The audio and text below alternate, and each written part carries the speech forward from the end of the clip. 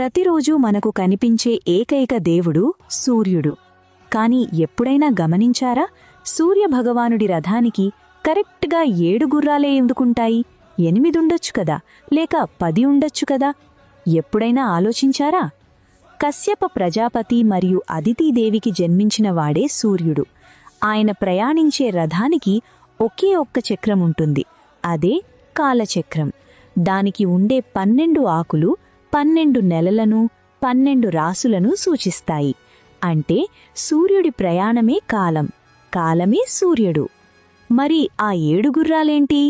వేదాల ప్రకారం అవి గాయత్రి, బృహతి, ఉష్ణిక్, జగతి, త్రిష్టుప్, అనుష్టుప్, పంక్తి.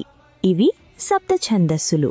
సామాన్యంగా ఈ 7 గుర్రాలు వారంలోని 7 రోజులను సూచిస్తాయి. అంటే సూర్యుడు ఏ రోజూ సెలవు తీసుకోడు, కాలం ఆగదు.